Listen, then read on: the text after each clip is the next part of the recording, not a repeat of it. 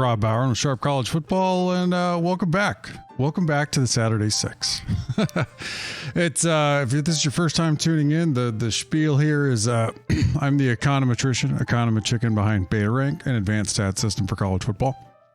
We're going to run through 6 matchups for this week, week 1, and we're going to run through them from an advanced stats perspective, so comparing from Beta Rank. All the stats you're going to see are either adjusted for or both adjusted, at least both adjusted for opponent and field position. And we try to pick interesting matchups. There's plenty to choose from this week, which is good. Sometimes you got to go hunting for some good matchups. There are, I will say though, and this is true of last week's data as well, we're using what you will see for the overall team number when we put out a ranking on that. That is from the projection model. So that's looking at returning production from Bill Connolly. It's looking at prior year's Beta Rank. And then it's looking at average recruiting ranking to do a projection for how we think you're going to do this year. Everything else, because we don't have any data yet from these teams, comes from last year's model. And so we'll call that out and talk about it and talk about potential big changes. We'll talk about coaching changes that have taken place. I try to keep this, if you'll notice as we go through, for 5 minutes per game. I set myself a timer. I try to stick to it. I'm not too bad generally. I used to try to do 3 minutes. That really, really didn't work. I talk too much for that. But I am excited this week. I think last week we had some decent games amongst some not terribly good teams. The one thing I would caution, and this is true of last week too, we are not going to know. we're not going to know an immense amount coming out of this week. We're going to think we do. People will have big reactions, based on the data that we've seen. I would just caution that, right? Like there's a reason projection, like as the season goes on up until week 5, I'm basically waiting. And the more games you play, I'm waiting the preseason projection less as we get into having more actual data on you. But early on, the projection makes up the vast majority. So like even after we finish next week, projection will make up over 90% of your score, just because we don't know very much about you yet. And also, just keep an eye. And I say this is true of any game. I would say in particular, if we see any major upsets or something this week, or somebody's a lot closer than we were expecting, keep an eye on where turnovers were. There is a component, of course, in turnovers that are generated by the teams themselves. There's also a component on turnovers that are luck. So keep an eye on that one. Anyway, I'm excited though. We've got some really, really good games, I think. Some of whom, I think they are flashy games. They're not close in Vegas, or Beta Rank. Yeah, but we'll run through the 6. Like I said, we've got 6 good ones, coming up for this, and I will really make an honest to goodness effort to stick to the 5 minutes as we go through this here. So without further ado, let's hop into the games.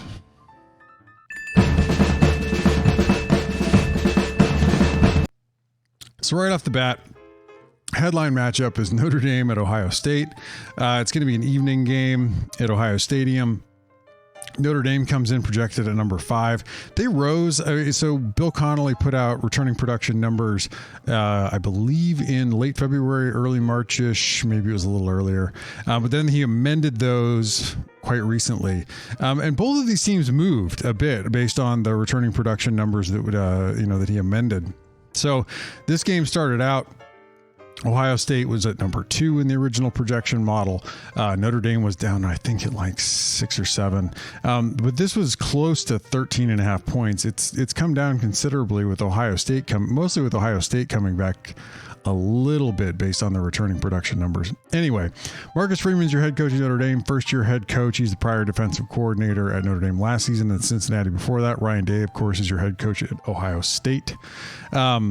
Ohio State last season on offense, number 1 overall in Beta Rank. Now, I don't want to, this last year offense was a little down. versus prior years.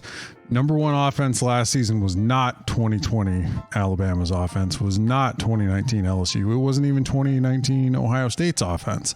But it was a very good offense overall. And I think if we're going to look at, the offenses that we think could potentially get back to 2019 or 2020 numbers, Ohio State has to headline that list. They were very, very good at drive efficiency, putting together long drives to put up points. Excellent and explosive drives, number 2 overall there in putting up big plays. Play efficiency, it's the least important of the core 4 beta rank metrics. This is yards per play, controlling for opponent and field position. Negative drives, avoiding 3 and outs, avoiding turnovers. Ohio State was, again, excellent. What's interesting here, in particular, if you think about the really good Ohio State offense of 2019, you have the opposite, right? Like we have a huge run pass split. They were a pass first offense last year. Look, some of this is just the absolute wealth of talent that Brian Hartline has brought in. He's an excellent wide receivers coach for the Buckeyes. But that said, they didn't run the ball particularly well last year. The headline, change for Ohio State, and Ryan Day is your play caller. The headline change is that, beyond the defensive coordinator changes, that Justin Fry has come in. He's hired Justin Fry from UCLA to rework the offensive line. I'm interested to see if they're able to get the running game going again, because if you look at the 2019 Ohio State offense, they were a dominant run game. And Justin Fields was, for the most part, just getting to run deep option routes off of play action. So but they should have a pretty good matchup here against Notre Dame. Al Golden might be your defensive coordinator. Marcus Freeman might be calling plays. I'm interested to see how that works out. It's been a long time. Al Golden did take back play calling duties when it was at Miami for a little bit. It didn't work out very well. But last year under Freeman, Notre Dame was a very good defense, number 5 overall. Decent at drive, very good actually. At drive efficiency, number 12 overall here. Number 10 in explosive drives. Now this is compared to the top offensive explosive drives here. So you're still even a defense as good as Notre Dame is still going to give up big plays against the top offenses in college football. Pretty decent at play efficiency, limiting yards per play. What they were really good at was negative drives, forcing 3 and outs, forcing turnovers. They're going to likely have to be able to do that again, and in particular, give their offense some good field position coming into the to start out with. A little bit of a run pass split here. Number 8 in effective rush, number 2 in effective pass. Of course, CJ Stroud is your quarterback for the Buckeyes. They do lose some wide receiver weapons. They return one of their best wide receivers and also have recruited really well. I think they're going to be fine throwing the football. Again, can they get the run game going behind the offensive line and with Henderson? I'm running way over on this one. It's an interesting matchup. Tommy Rees is your offensive coordinator for Notre Dame. Brian Kelly never had a particularly good offense in any of his time at Notre Dame. 25 last season. That's kind of trending towards middle of the road Power 5 offense. 10 in drive efficiency, but they were decent at putting together drives to put up points, but 32 in explosive drives, not a terribly explosive offense last season. 44 in play efficiency. 50 in negative drives, too many 3 and outs, too many turnovers. They did have a really big run pass split, number 57 in effective rush versus number 11 in effective pass. It's interesting because Marcus Freeman today, like a lot of defensive minded head coaches, did come out and emphasize that he wanted to run the ball. I'm not sure Tommy Rees is your guy to do that. Ohio State's defense was their Achilles heel last season and had been for the last 2 seasons, which is why they have a new defensive coordinator in Jim Knowles. One of the best defensive coordinators in college football last year, did a heck of a job getting Oklahoma State's defense in line. He comes in to try to really remake a very middle of the road Power 5 defense last season that played well below its talent level. 34 in drive efficiency. You could put together drives against them. They gave up a lot of big plays, 34 in explosive drives. 37 in play efficiency, 49 in negative drives, not forcing enough 3 and outs or turnovers. Huge problem defending the pass, 24 in effective rush versus 58 in effective pass. They absolutely have some work to do here. I think when people talk about Knowles, they often look at his time at Duke and then they look at his time at Oklahoma State and they say it's going to take him a bit to really get it together. And I don't think it's going to take as long. Now, my reasoning for that is at Duke and Oklahoma State, you got to develop players on the defensive side of the ball. They don't often come in ready to just play. Ohio State's a little bit of a different ball game. And so I'm interested to see where they are this year. If the offense is able to take a step forward, and doing that for Ryan Day is probably leaning into running the ball a bit again. Then the defense, if they can get into the 10 range, maybe not in the 1, 2, or 3, but in the 10 range, Ohio State's got a really good shot at the national championship. Tyler Buckner's been named your starter for Notre Dame at quarterback. They're going to have to throw the ball, I think, effectively in this game. They'd be foolish to come in and try to run the football against Ohio State's defense. Just 'cause, not that they're like Ohio State, some juggernaut stopping the run, but I think they have more to make up in defending the pass. This game got a little closer. The original line was around 13.5. I think it's up to 17 in Vegas. Ohio State now, with the revised numbers from Connolly, 76% win probability, 7.5 at home. I tend to lean towards the higher number. I think this Ohio State team is going to be better than we have them projected currently.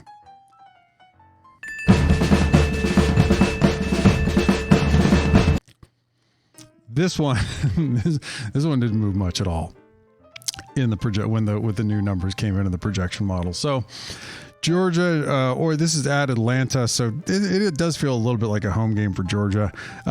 Georgia comes in projected at number 2 overall. Oregon comes in projected at number 14. On offense, Georgia was sneaky good last season, number 2 overall on offense. And again, controlling for opponent and field position. So we took out the part where they often had great field position because they had such a good defense. Number 8 in drive efficiency. They did a decent job. I mean, compared to like they did a really good job putting together long drives to put up points, but they were excellent in explosive drives. They really put together big plays.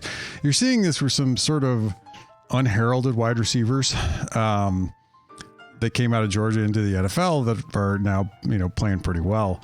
But some of it is that, they defenses basically lined up to force Georgia to think about throwing the football. They stacked the box, tried to make it inefficient for Georgia to run the ball. They were still pretty good running the football. They were at number 8 overall in effective rush.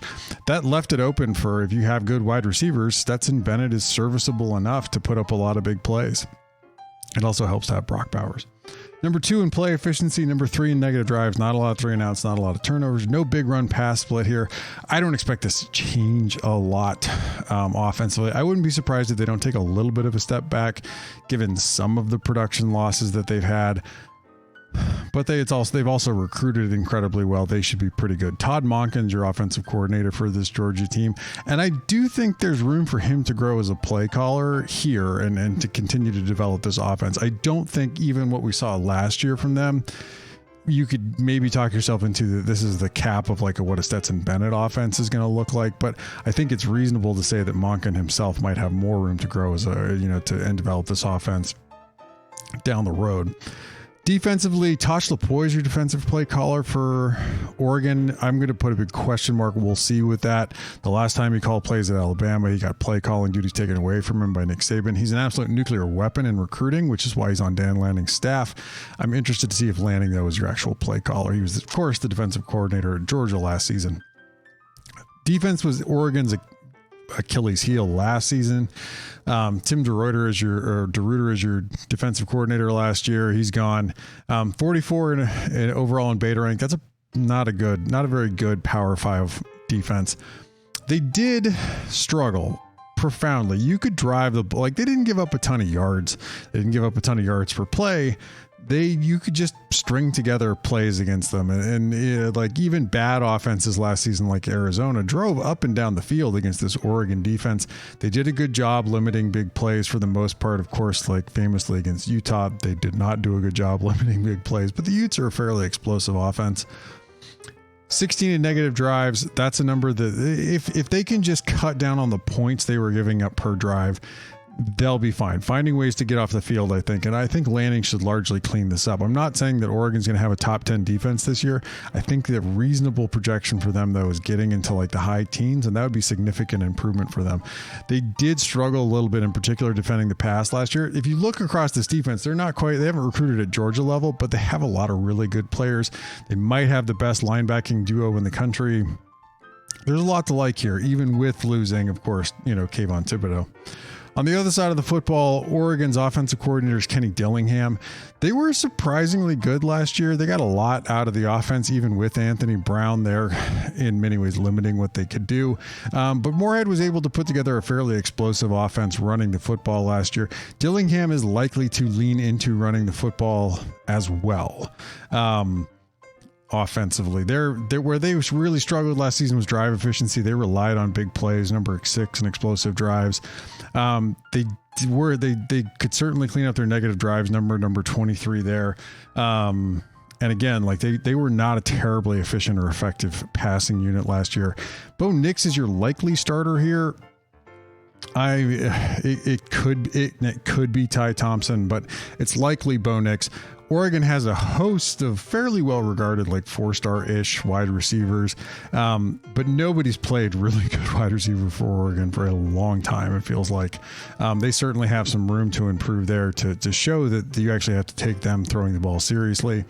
Georgia's defense last year, of course, was one of the best defenses we've measured in beta rank. Ones across the board. Of course, they lose a lot of talent, but they'll still likely have it, top to bottom, the most talented defense on the field. Will Muschamp's now your defensive coordinator for Georgia. That'll be interesting. I think he'll be fine. I think he's just, keep doing the system, make good play calls. He's done that in the past. I'm less fussed about him taking over here. Where they could potentially negative drives, forcing more 3-and-outs and turn. They were incredible last year. There's no reason to pick on them. What they're going to look like this year, I think, is a little more of an open question. I wouldn't be surprised to see some learning curve here. But Georgia's got an 87% win probability here. They're at 14.5 in beta rank. Clearly I like Georgia here quite a bit.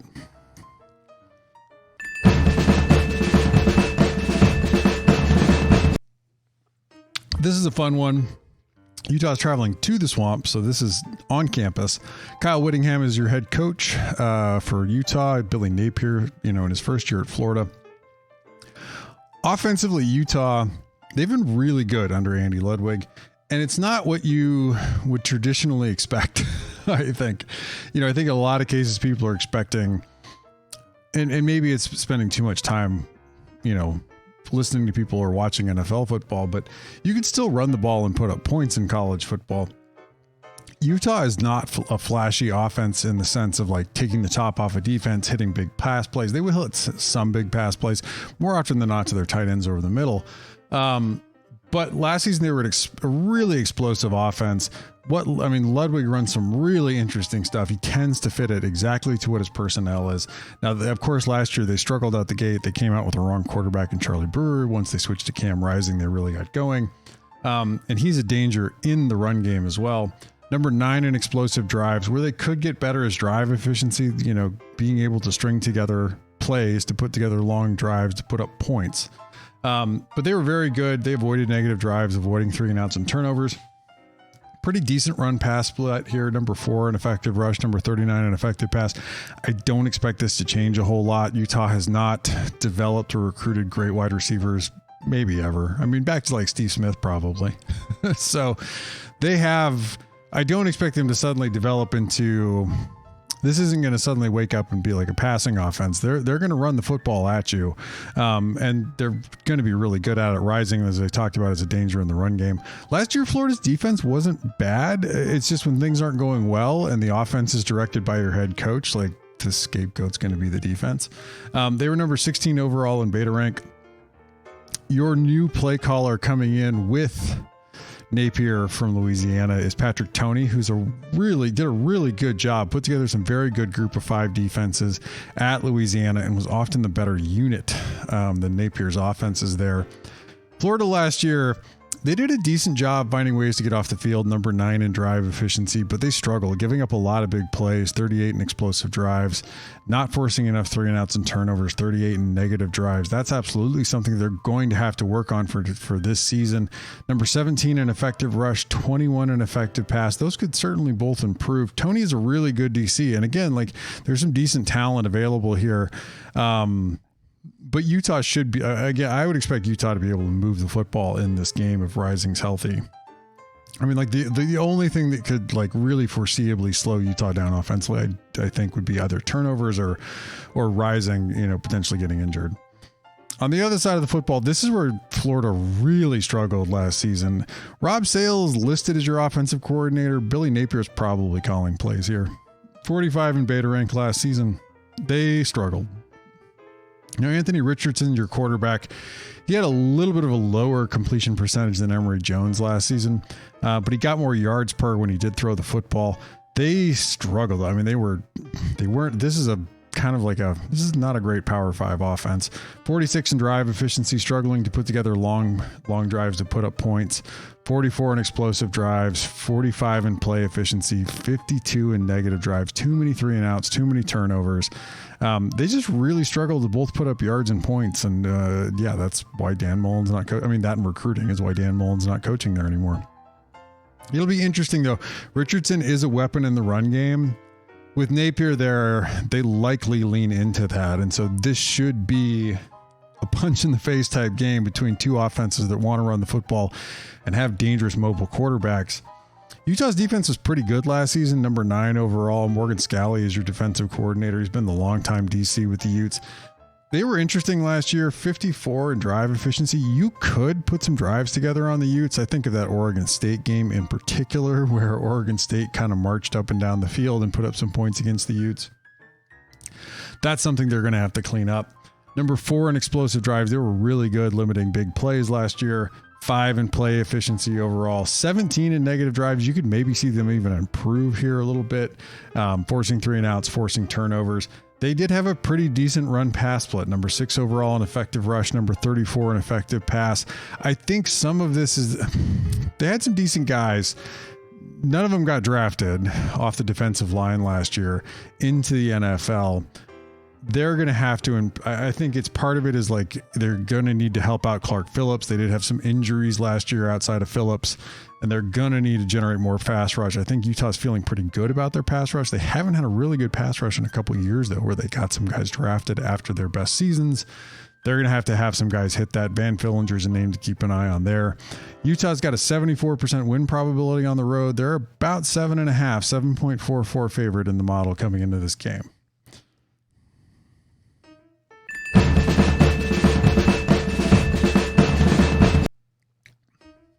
This is an interesting one because these are flipped from last season. So App State was the better team last year, but North Carolina's projected higher coming into this year.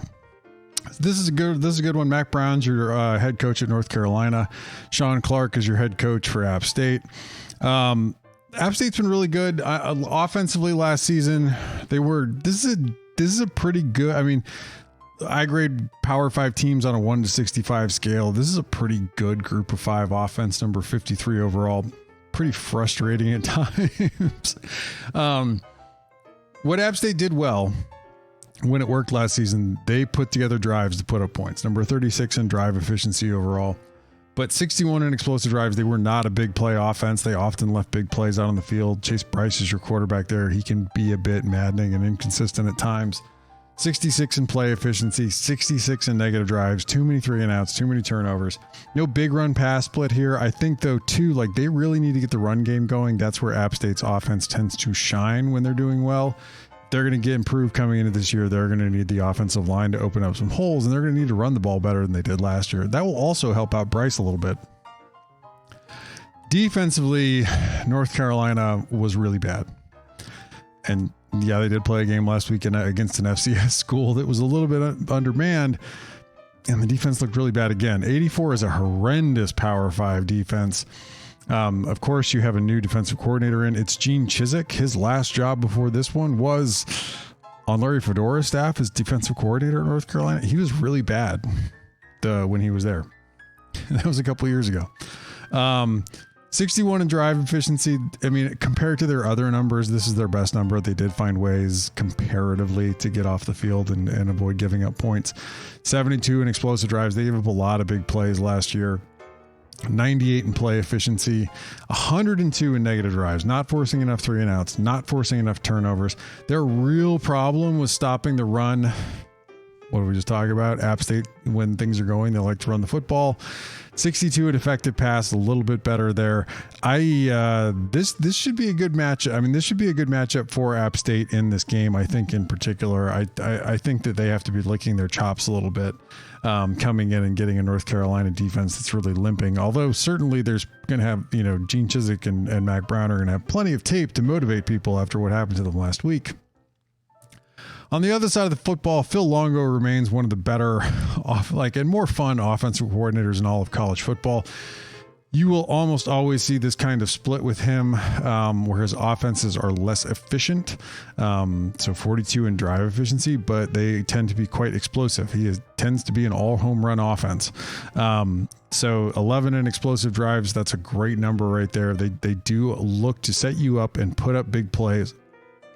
They were 26 in play efficiency, but also, they found ways to, look, Longo isn't all big plays, but he will look to script you up and set you up to hit one, but he still finds ways to get first downs and not terrible at 3 and outs and turnovers. What's interesting, given Longo's air raid background and where some of his earlier offenses have been, which have been more throwing the football around, is the last 2 seasons he's been more run oriented. And what we saw against the FCS school last week was a very balanced offense. They're not putting everything on Drake May's arm, although they did look to get him comfortable and get him some yards throwing the football. I'm interested to see how much of course they lose some of their better backs from last season. I'm interested to see how much they lean into the run game in an actual game that really counts against a pretty good group of 5 school in App State. Dale Jones, and not only that, a pretty good group of 5 defense. Dale Jones is your defensive coordinator. 29 overall is a really good group of 5 defense. It's very hard to recruit to the kinds of players you need to recruit to put this kind of defense together. There's a lot of development that goes into this. They could get better at drive efficiency, 59 overall here. You could put together drives to put up points against them last year. Louisiana did this to them a little bit. 35 in explosive drives, 31 in play efficiency. What they excelled at was negative drives, forcing 3 and outs, forcing turnovers. That's going to be something to keep an eye on here. Are they able to force North Carolina into unfortunate 3 and outs or turnovers? Give their offense good field position. What's interesting here, though, and what will be fascinating to see how North Carolina decides to attack them, because they have the choice and initiative, is last season they were really good against the run. They were really bad against the pass. I'm interested to see if North Carolina, which again has leaned a little more towards running the ball the last 2 seasons, realizes where App State's weakness has been and tries to test him in the passing game. May has a solid arm. He's not just a mobile QB, though he is that. It'll be interesting to see what Longo tries to do in the passing game here. We've got UNC 65% win probability on the road, 4.5 in beta rank.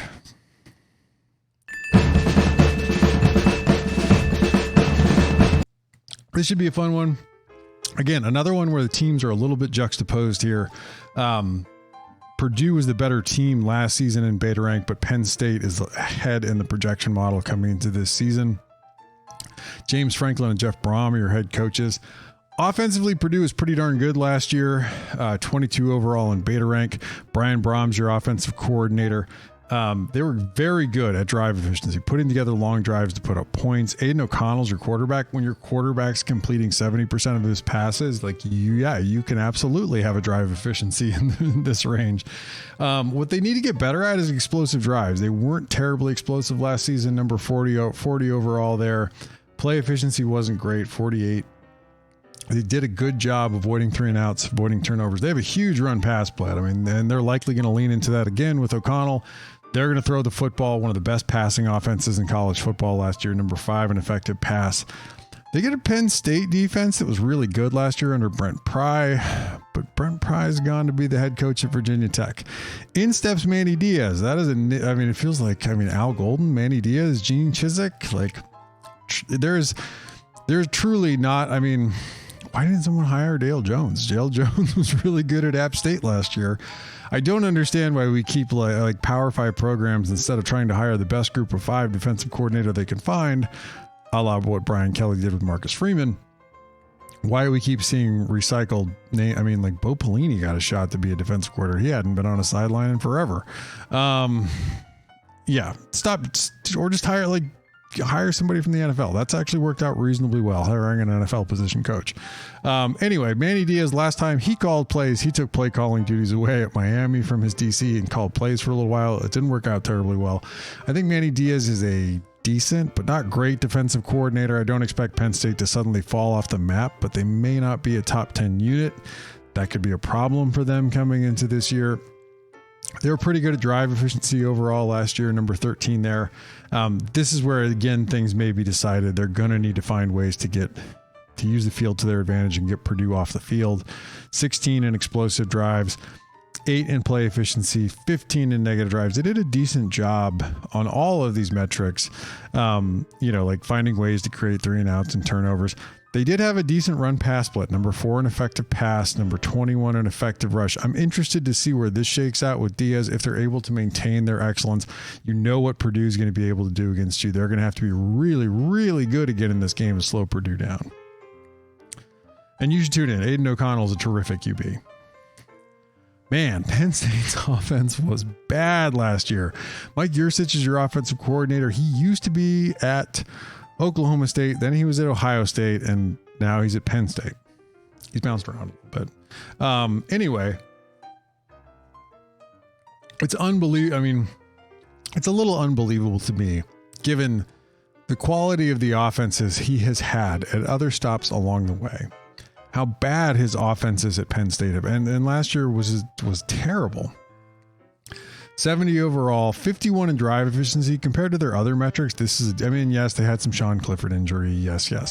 Lots of teams have QB injuries. They don't fall all the way down to a horrible Power 5 offense. 51 in drive efficiency. This is their best metric comparatively. They did a good job putting together drives to put up points. 98 in explosive drives. They really struggled to put together big plays. This is something to watch out for. 71 in play efficiency, 46 in negative drives. It's about the third most important beta rank metric, but they did a comparatively good job avoiding 3 and outs, avoiding turnovers. Their real problem last year is they just couldn't run the ball. I know they've got a young running back they really like. A lot of their problems have been on the offensive line. That's something that they're absolutely going to have fixed this season, or maybe this offense doesn't ever get fixed. 35 in effective pass. Sean Clifford is your likely returning starter, but keep an eye. Drew Allard, they pushed him in camp. People are really high on the kid. You might get to see him play some, maybe not in this game though. Purdue's defense took a bit of a step forward. Ron English is now your defensive coordinator, calling plays. Brad Lambert went off to Wake Forest. What they excelled at last season was drive efficiency, finding ways to get off the field and not give up points. This isn't a great Power 5 defense. This is kind of shading towards like the bad side of the middle. 64 in explosive drives. They certainly gave up some big plays last year. Not great at play efficiency. Negative drives, not forcing enough 3 and outs. No big run pass split. This game could be a little bit of a shootout if Penn State's offense shows real improvement. But look, Yurcich wants to throw the football. That's my assumption. He's probably picked up and added to more from like his time at Ohio State and learning a more advanced run game than he used to run, say, at Oklahoma State. But there's certainly room for improvement. I'm just interested to see what the split looks like. They should, if they are improved, be able to move the ball and put up points. They should be more talented than Purdue. Purdue is going to need to score a lot of points in this game. That's where this matchup should be really fun. Penn State comes in on the road, 70% win probability, 6-point favorite here. This should be a tight game. It's on Thursday. This should be a fun one.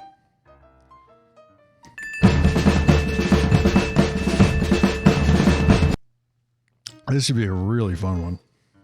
So Houston comes in projected at 30 this season. Potential room for improvement. Dana Holgorsen is your coach at Houston. Jeff Traylor is your head coach for UTSA. Offensively, Holgorsen's calling plays, I believe. They weren't great last season, and I know that Holgorsen's calling card is offense, but he could be a little hit or miss offensively as a play caller. 69 in drive efficiency. They struggled a bit to put together long drives to put up points last year. They were a little more explosive, number 39 overall. If you peek over at that right side for UTSA, their defense wasn't great last year. They could potentially give up some big plays. Clayton Tune you would expect to take another big step, I mean, maybe not big, but a bit of a step forward this season with more experience under his belt. They were decent last season at avoiding 3-and-outs and turnovers, 34 in negative drives there.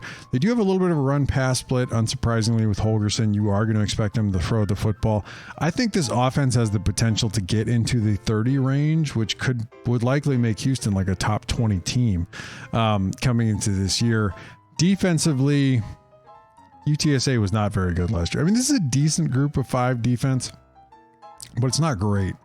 89 overall, 74 in drive efficiency. This is one of their better numbers. They could certainly find a way to get off the field, but like we talked about, 100 in explosive drives, you could put up some big plays against them. And of course, if you really peek down there, it was in the passing game. That's where they really struggled. That's why this game could be a little bit of a shootout, depending on the other side of the football, which we'll get to. Which the other side of the football is the really sexy side of this game. 78 negative drives. Again, like a decent job forcing 3-and-outs and turnovers. There's real room for improvement. They were a lot better stopping the run when they were against the pass. Again, like we talked about, that could be real trouble if they haven't cleaned that up coming into this game against Houston. I like Houston to be able to move the ball pretty freely in this game. That's the thing to watch out for, is like, what can UTSA find a way to either force some turnovers or slow Houston down, or Houston makes mistakes, in the early season. But Houston should be able to put up points in this game. But you flip it around, this should be a pretty fun matchup. Now, UTSA lost their offensive coordinator to Illinois. Looked like he had a pretty good week last year against a Wyoming squad that pretty depleted through the transfer portal, and also the revolving door, as everyone every year feels like they've gone and hired Wyoming's defensive coordinator. But Will Stein or Matt Maddox, they're both listed as co-offensive coordinator. I couldn't find out who is going to be calling plays. We'll find out as the season rolls on who's your actual play caller here. I might lean Stein if I'm going to guess. 26 in beta rank last season. This is a really good group of 5 offense overall. Very good at drive efficiency. They're at 25 overall there. They put together drives to put up points. 47 in explosive drives. They're a little less explosive than you'd like offensively. 36 in play efficiency, 22 in negative drives. Did a pretty good job avoiding 3-and-outs and turnovers overall. They do have a little bit of a run pass, but not much. 28 in effective pass, 35 in effective rush. But the engine for UTSA last season was offense. I expect that to largely continue. Frank Harris is back at quarterback. I think they're going to be really good offensively again here. They get a Houston's better unit was their defense last season under Doug Belk. 38 overall. This is a pretty darn good group of 5 defense here. What they excelled at was drive efficiency. Belk found ways to get off the field without giving up points. Use the field to his advantage. But they can give up some big plays. 66 in explosive drives. They're going to have to clean that up coming into this year. 76 in play efficiency. 42 in negative drives. Again, they're going to have to clean up some of these per yard, these yardage metrics, these yards per play type metrics. Clean up explosive drives, force more 3-and-outs. They did have a pretty good run pass split last season. 49 in effective rush, 26 in effective pass. I'm interested to see if UTSA decides to try to run the ball at Houston. That might be their best bet. I still think that they're, with Harris, they're going to look to throw the ball too. But if they find success running the ball early, they might try to give their defense a little bit of a break, and maybe slow it down a little bit and keep in some ways not keep the game tight, but they should also be able to put up points in this game too. We should have a pretty good idea coming out of this whether Houston's defense is carried over into this season. Houston's got a 61% win probability here on the road, 3.22. Should be a close game. This one should be a lot of fun on Saturday afternoon. So that's the Saturday 6. We've run through 6 games at, what am I at? 40 minutes. Wow. I'm excited. We've got a couple of big changes coming for Beta Rank this season and for Sharp College Football. We're going to have FCS rankings out in week 5. I don't have a projection model for FCS. And I'll have, there's some call outs for that I'll walk through when we deploy the numbers and along the way. But I'm really excited to get a more of an in-depth view. We'll have the same kind of metrics that we have for FBS for FCS. We also have coming this year, we'll continue to do the Saturday 6. Going forward, I have new beta rank numbers starting this next week. I don't run them for week 0 for that few games. But starting for this week, we'll have beta rank up at 9 a.m. roughly on Sunday morning, updated at sharpcollegefootball.com. And you can find these on Monday night. Next week it won't be because of Labor Day in all likelihood. But I'm excited for college football to finally be here, be able to talk about these games with you. There's a good slate. There's a good and interesting slate. Look, the Vegas doesn't have our sort of headline games between Ohio State and Notre Dame, and Oregon and Georgia being particularly close. It'll be interesting to see if that holds. Keep an eye on turnovers on this game and those games in particular before drawing conclusions on it. If Ohio State ends up playing Notre Dame really close, keep an eye if the Irish are doing that off of turnovers or luck, as opposed to really hanging with them in both points and sort of the overall yardage in the game. The same goes for Oregon and Georgia. But in a lot of these cases, like there's significant changes. Georgia is still a title contender. They have a lot of changes personnel wise. They do have the new defensive coordinator in. Ohio State, Ryan Day made the changes that when you look at them on paper, you think he would need to make in order to get the Buckeyes to be able to compete for a national title. Knowles is that kind of higher that he needed to make. I'm interested to see what the Ohio State defense looks like right off the bat. Look, Notre Dame's not been some juggernaut offensively, but they're also the kind of offense Ohio State wouldn't slow down that much last season either. So I'm excited to see where they're at. Anyway, let's hop in and do the what I call the creds. I'm Rob Bauer, and I'm the econometrician behind Beta Rank. You can find all those stats we did tonight and a whole lot more at sharpcollegefootball.com. You can find me at Beta Rank FB or at Sharp College Football. We have a Pac-12 podcast at 12 Pack Radio. You can also find the back episodes of that at sharpcollegefootball.com/12 Pack Radio. Thank you so much for tuning in, and we'll see you again next week.